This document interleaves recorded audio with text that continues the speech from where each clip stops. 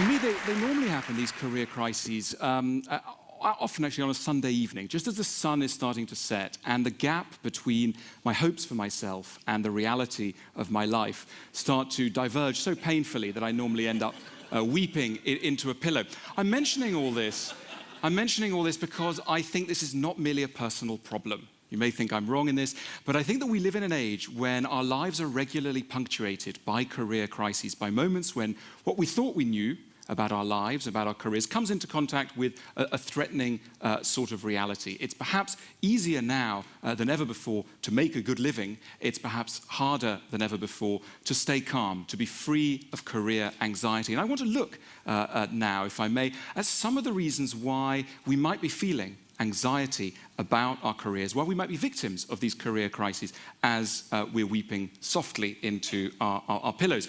One of the reasons why we might be suffering is that we are surrounded by snobs. Now, in a way, I've got some bad news, particularly for anybody who's come to Oxford from abroad. There's a real problem with snobbery because sometimes people from outside the UK imagine that snobbery is a distinctively UK phenomenon fixated on country houses and titles. The bad news is that's not true. Snobbery is a global phenomenon. We're a global organization. This is a global phenomenon.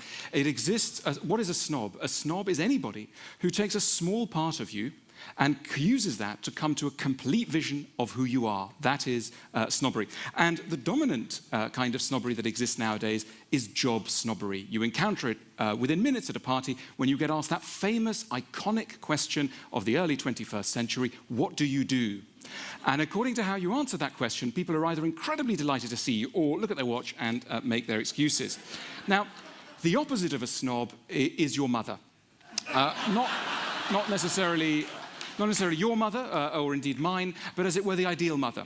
Somebody who doesn't care about your achievements. But unfortunately, most people are not our mothers. Most people make a strict correlation between how much time and, if you like, love, not romantic love, though that may be something, but love in general, respect, they are willing to accord us. That will be strictly defined by our position in the social hierarchy. And that's a lot of the reason why we care so much about our careers and indeed start caring so much about material goods. You know, we're often told that we live in very materialistic times, that we're all greedy people. I don't think we are particularly materialistic. I think we live in a society which has simply pegged certain emotional rewards to the acquisition of material goods. It's not the material goods we want, it's the rewards we want. And that's a new way of looking at luxury goods. The next time you see somebody driving a Ferrari, don't think this is somebody who's greedy. Think this is somebody who's incredibly vulnerable and in need of love. In other words, feel sympathy rather than contempt. There are other reasons. There are other reasons why it's perhaps harder now to feel calm than ever before. One of these, and it's paradoxical because it's linked to something that's rather nice, is the hope we all have for our careers. Never before have expectations been so high about what human beings can achieve with their lifespan. We're told from many sources that anyone can achieve anything. We've done away with the caste system. We are now in a system where anyone can rise to any position they please, and it's a beautiful idea. Along with that has come a spirit of equality. We're all basically equal. There are no strictly defined kind of hierarchies. There's one really big problem with this, and that problem is envy. Envy, it's a real taboo to mention envy, but if there's one dominant emotion in modern society, that is envy, and it's linked to the spirit of equality. Let me explain. I think it would be very unusual for anyone here or anyone watching to be envious of the Queen of England. Even though she's much richer than any of you are, and she's got a very large house, the reason why we don't envy her is because she's too weird. She's simply too strange. We can't relate to her. She speaks in a funny way. She comes from a sort of odd place. So we can't relate to her. And when you can't relate to somebody, you don't envy them. The closer two people are in age, in background, in the process of identification, the more there's a danger of envy, which is incidentally why none of you should ever go to a school reunion, because there is no stronger reference point than people one was at school with. But the problem generally of modern society is that it turns the whole world into a school. Everybody's wearing jeans, everybody's the same, and yet they're not. So there's a spirit of equality combined with deep inequalities, which can make for a very stressful stressful situation, it's probably as unlikely that you would nowadays become as rich and famous as Bill Gates as it was unlikely in the 17th century that you would accede to the ranks of the French aristocracy. But the point is, it doesn't feel that way. It's made to feel by magazines and other media outlets that if you've got energy, a few bright ideas about technology, a garage, you too could start a major thing. And the consequences of this problem make themselves felt in bookshops. When you go to a large bookshop and look at the self-help sections, as I sometimes do, if you analyze self-help books that are produced in the world today, there are basically two kinds. The first kind tells you, you can do it, you can make it, anything's possible. And the other kind tell you how to cope with what we politely call low self-esteem, or impolitely call feeling very bad about yourself. There's a real correlation between a society that tells people that they can do anything and the existence of low self-esteem. So that's another way in which something that's quite positive can have a nasty kickback. There's another reason why we might be feeling more anxious about our careers, about our status in the world today than ever before. And it's again linked to something nice. And that nice thing is called meritocracy. Now, everybody, all politicians on left and right, agree that meritocracy is a great thing, and we should all be trying to make our societies really, really meritocratic. In other words, what is a meritocratic society? A meritocratic society is one in which if you've got talent and energy and skill, you will get to the top. Nothing should hold you back. It's a beautiful idea.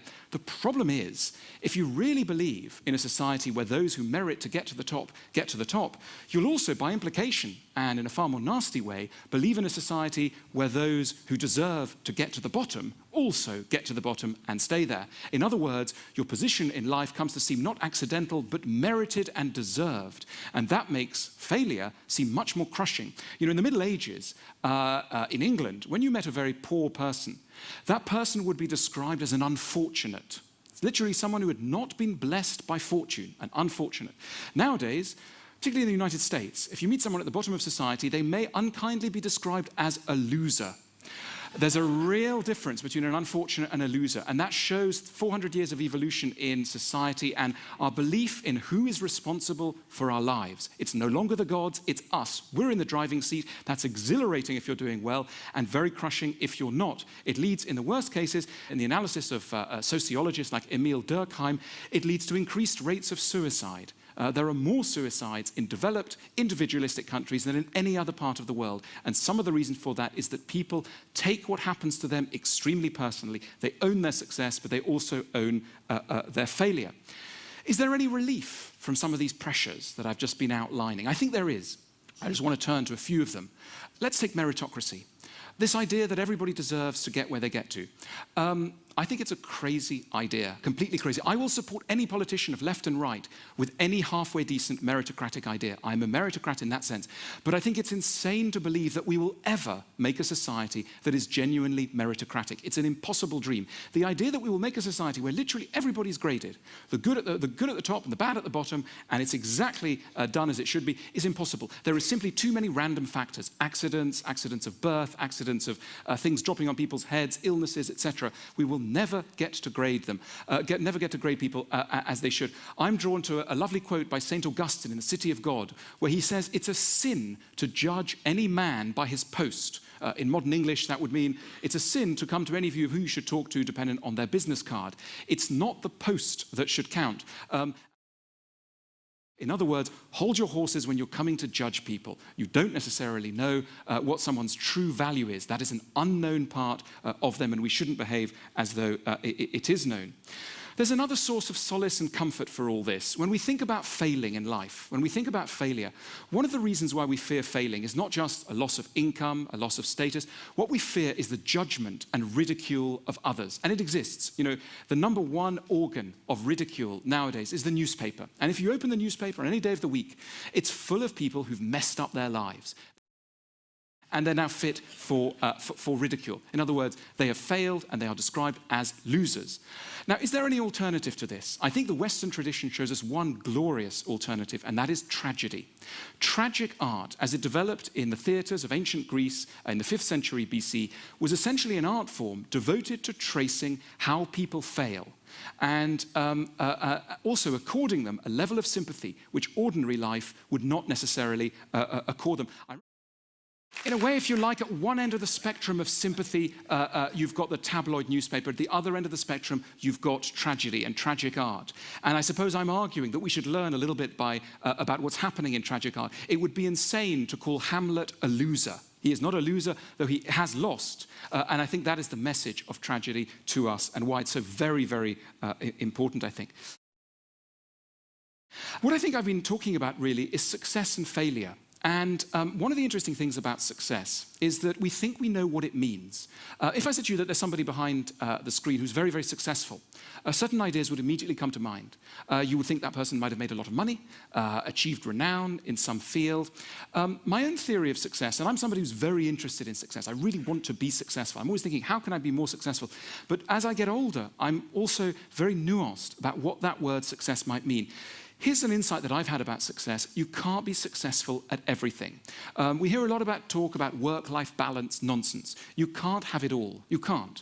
So any vision of success has to admit what it's losing out on, where the element of loss is. And I think any wise life will accept, as I say, that there's going to be an element where we're not succeeding. And the thing about a successful life is that a lot of the time our ideas of what it would mean to live successfully are not our own. They're sucked in from other people, chiefly if you're a man, your father, and if you're a woman, your mother.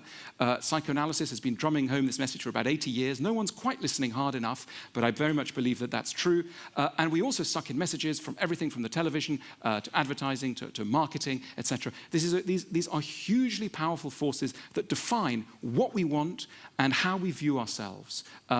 When we're told that banking is a very respectable profession, a lot of us want to go into banking. When banking is no longer so respectable, we lose interest in banking. We are highly open to suggestion. So what I want to argue for is not that we should give up on our ideas of success, but we should make sure that they are our own. We should focus in on our ideas and make sure that we own them, that we are truly the authors of our own ambitions. Because it's bad enough not getting what you want, but it's even worse to have an idea of what it is you want and find out at the end of the journey that it isn't, in fact, what you wanted all along. So I'm going to end it there, but what I really want to stress is, by all means, success, yes, but let's accept the strangeness of some of our ideas. Let's probe away at our notions of success. Let's make sure our ideas of success are truly our own. Thank you very much.